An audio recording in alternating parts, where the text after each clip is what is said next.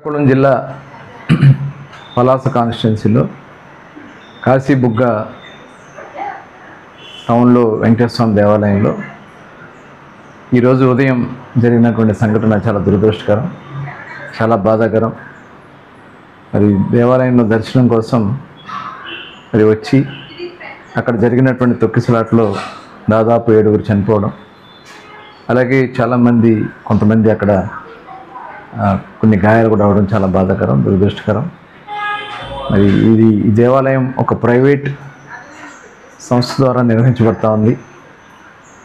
జరుగుతున్నటువంటి మరి దీన్ని ఖచ్చితంగా మరి ప్రగాఢ సానుభూతిని తెలియజేసుకుంటూ వారికి ఆ దేవుడు ఖచ్చితంగా మరి ఆ కుటుంబాలకు అండగా ఉండాలని చెప్పి ప్రార్థిస్తూ, ఇది చాలా బాధాకరం, దురదృష్టకరం.